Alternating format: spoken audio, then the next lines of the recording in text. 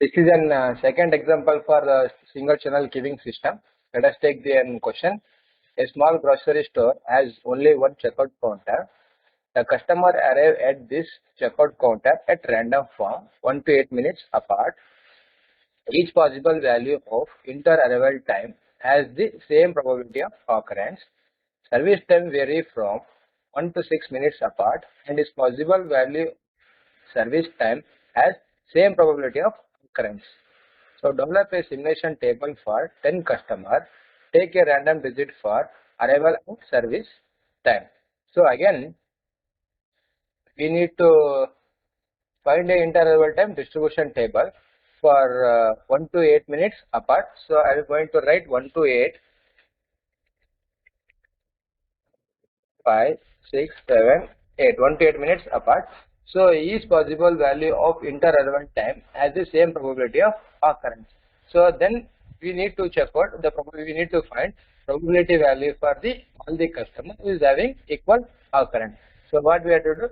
We have to do 1 divided by 8. So while we calculating, we have to check out the how many digits of random numbers has been given. So here the random digit for interval time is given as 3 digits. So here we need to consider 3 digit a result of 1 to 8, 1 by 8, 1 to 8 minutes apart. So 1 by 8, when I go for 1 by 8, I should get a 3 digit of result 0.125. So each customer is having equal probability of occurrence, that is 0.125. So all the customers should having a same probability 0.125, 0.125, 0.125, 0.125, 0.125, 0.125, 0.125.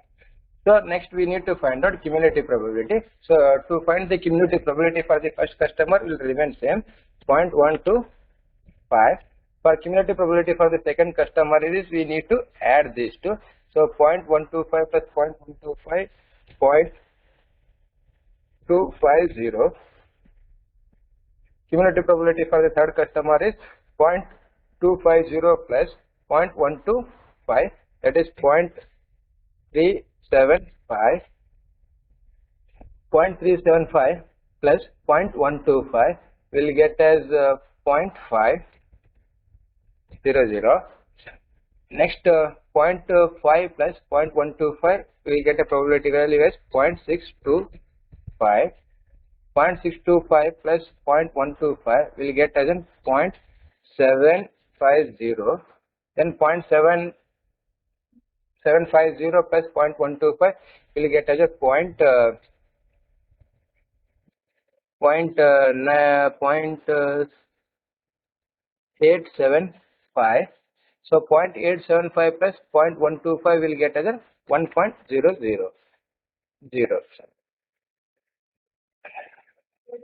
So this is an cumulative probability. Now we need to assign a random digit.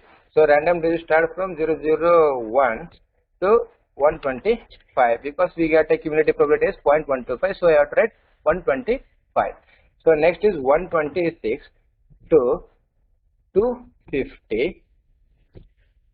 Next one is 251 to 375. 376 to 500. So 501 to 625. 626 to 750. 751 to 875. 876 to 000. This is a random digit assessment for the interval time distribution table. Next we need to calculate interval time and arrival time from inter-arrival time distribution table. So here we are developing a simulation table for 10 customers. So you have to write 10 customers.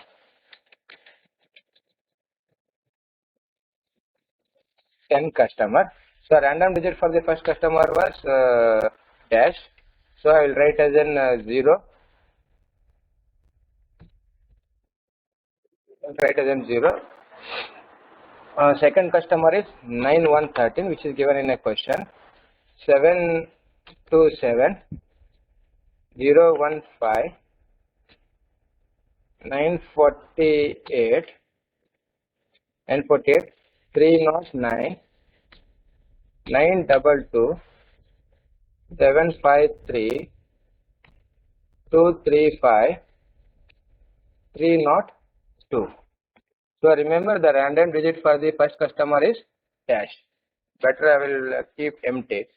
So interval time for the first customer is also dash, nothing but 0.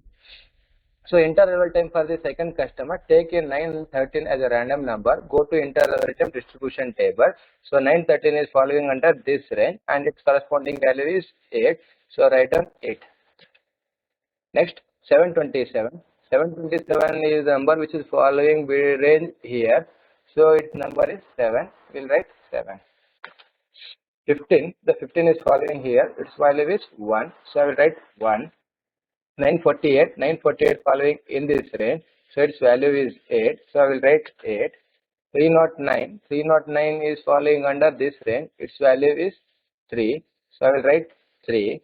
922. 922 in this range. Its value is 8. Write 8. 753. 753 is falling under this range. So its value is 7. So 235. 235 is in this range.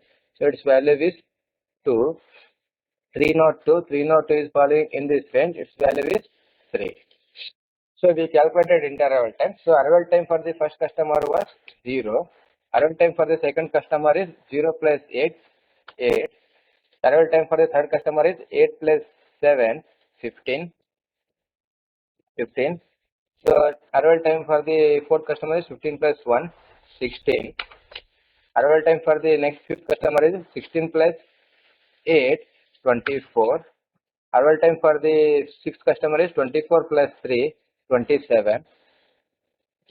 Next 27 plus 8, 35. 35 plus 7, 42. 42 plus 2, 44. 44 plus 3, 47. This is an arrival time for the 10 customers. Next, we need to go for the service time distribution table. So, service time is vary from 1 to 6 minutes apart. So, each possible value of the service time has same probability of occurrence. So, here we need to write 1, 2, 3, 4, 5, 6. So, each is having an equal probability of occurrence means go for 1 divided by 6 and see the result, and it should be considered as an 2-digit number because in a question the service number is given as a 2-digit number. So go for 1 divided by 6, we'll get 0.16. So 0.16. No need to round up the values. So each is having the equal probability of occurrence. Write down 0.16, 0.16, 0.16, 0.16, 0.16, 0.16. So next we need to find out cumulative probability. Cumulative probability for first customer is 0.16. For second customer is 0.32. For third customer is 0.48. For next customer is 0.64. 0.64. For next customer is 0.80. For next customer is 0.96.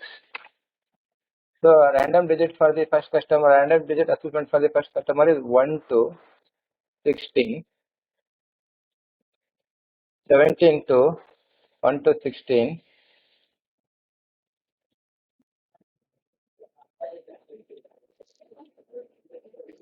1 to 16. Second one is 17 to 32. Third one is 33 to 48. Next 49 to 64. Next 65 to 80. 81 to 96. This is a random digit assessment for the service time distribution table. Now we need to compute the service time because we question is given 10 customer. We have to go for 10 customer service number 10 and random digit is given in a question, that is 84 to 10. Random digit for first customer is 84. Second is 10. Third one is 74. Fourth one is 53. Fifth one is 17.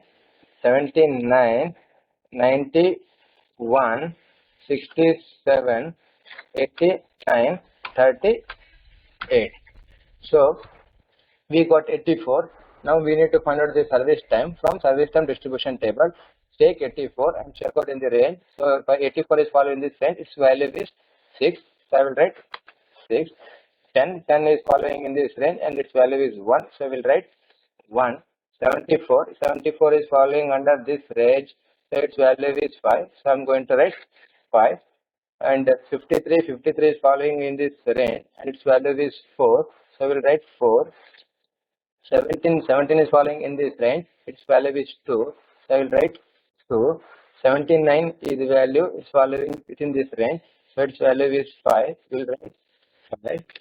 91 is a number which is following in this range, so its value is 6. So we'll write 6. Then 67 is a number which is following in this range and its value is 5. We'll write 5. 89 is a number which is following in this range, its value is 6. We'll write 6.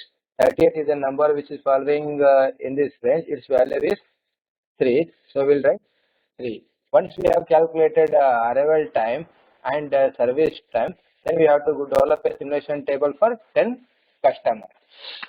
So we'll go for main simulation table for 10 customers. I'll write 1, 2, 3, 4, 5, 6, 7, 8, 9, 10. So arrival time we have calculated. The arrival time for the first customer was 0. So we'll write 0. Arrival time for the second customer was 8. We'll write 8. Third customer is 15. So we'll write 15. Fourth customer is 16. We'll 16. Fifth customer is 24. We'll write 24. Then 27. We'll write 27. 35. So we'll write 35. 42. We'll write 42. 44. So we'll write 44. 47. We'll write 47. So these arrival values we have calculated, we have obtained from the interval time distribution table. These values we have copied there. Next we need to find out the service time. Service time for the first customer was 6. So we have to take a service time value from the service time computed from service time distribution table. So 6 will be written here. Next one is 1. So 1 is written here. Next is 5. So 5 is been written. Next is 4. 4 is written. Next is 2. 2 has been written. Next is 5. So 5 has been written. 6 has been written. 5 is written. 6. Then 3. Okay, these are the service time we have written, where we have calculated from here. Okay, once the arrival time and service time is done, then we go for a simulation table. Here TSP stands for time service begin, TSC stands for time service end, TCWQ stands for time customer wait in a queue, TCSS stands for time customer spent in a system, ITS nothing but idle time server. So time service begin will be taken from arrival time initially. So arrival time was 0, so time service begin was 0. So time service end is calculated from time service begin plus service time, that is 0 plus 6 will get as a time service end. So initially time customer wait in a queue was 0, idle time of server was 0. Now we need to calculate time customer spent in a system. To calculate time customer spent in a system is time service end minus arrival time. So 6 minus 0 will give us a 6 minutes. So time customer spent in a system is 6 minutes. Now server will be free at 6. The customer is coming at 8. Out of these two, which is the maximum is there, that became a time service begin. Now maximum value is 8. So time service begin for second customer is 8. So time service end for the second customer is time service begin plus service time, that is 8 plus 1, 9. 9 is a time service end. Next we need to find out time customer wait in a queue. So the customer is coming at 8. The server is going to finish the operation at 6. Means the customer is coming after the server has been finished. Means here the customer is not waiting. But the waiting is server. Server is waiting for the 2 minutes for customer. Then I will write idle time of the server is 2 minutes. So time customer wait in a queue is 0. Then time server customer spent in a system. The time service end 9 minus arrival time. So 9 minus 8 will give us an 1 minute the customer spent in a system. So next the server is going to finish at 9.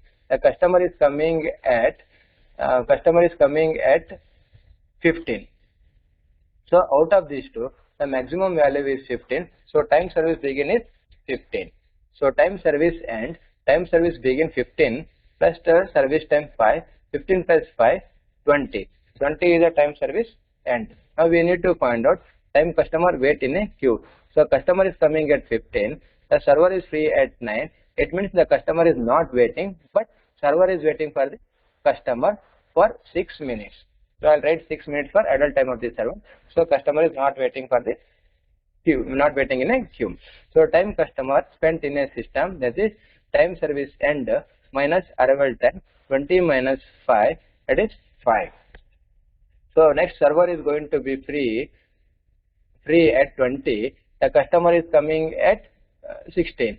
Now out of these two, the maximum value was 20. So time service begin will become as 20. So server is free at 20. The customer is coming at 16.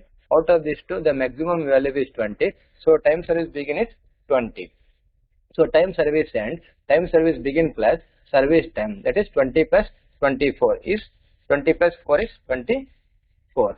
Now time customer wait in a queue. So customer is coming at a 16, but server is going to free at 20 minutes. Here the customer is waiting for 4 minutes for server to finish operation. So I will write customer waiting for 4 minutes. So it means the server was busy.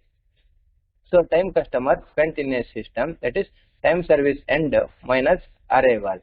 So that is 24 minus 16 will get as 8. 8 minutes the customer is spent in a system. Next the customer is waiting. Server is going to finish the operation at 24.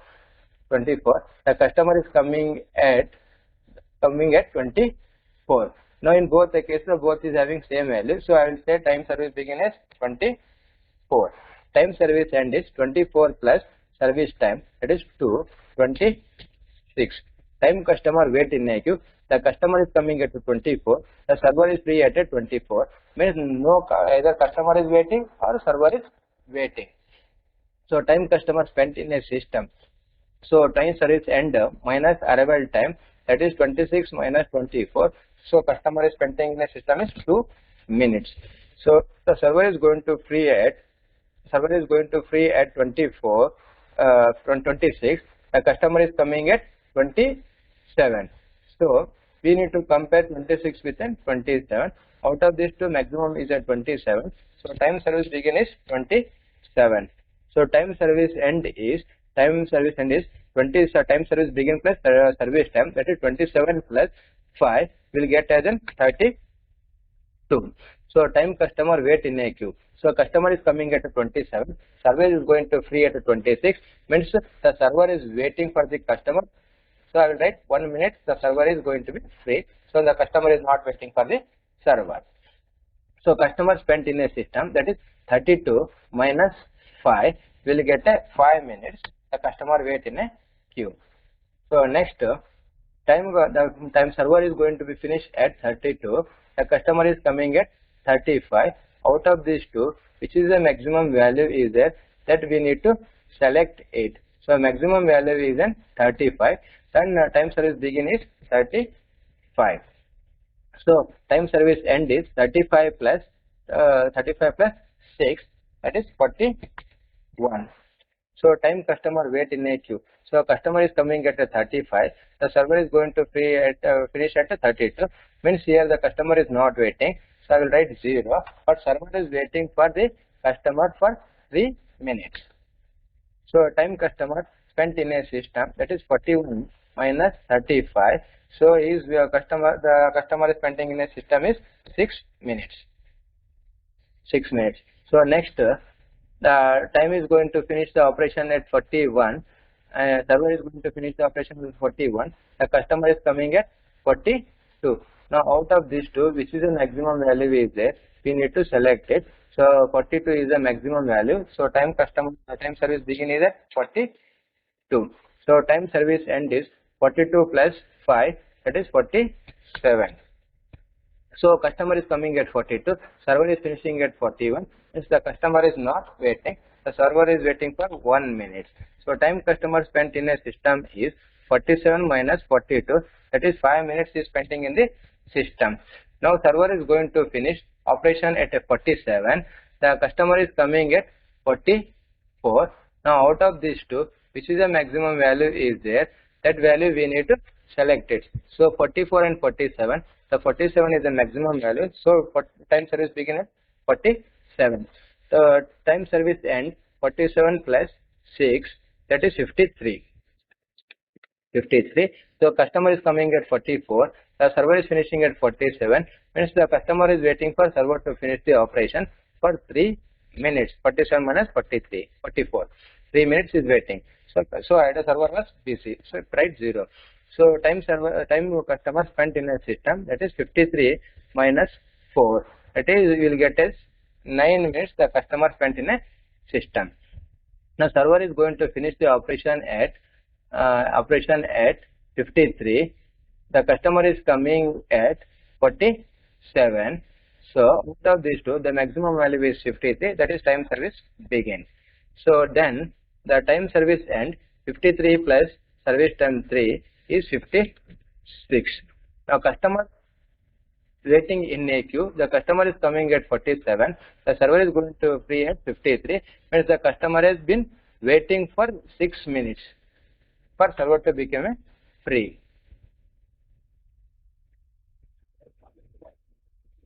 Now idle time of the server is 0. So now time customer spent in a system, the time service end minus arrival time. It will give as a time customer spent in a system. Means the time the customer has spent 9 minutes in a system. This is an another single channel queuing system problem.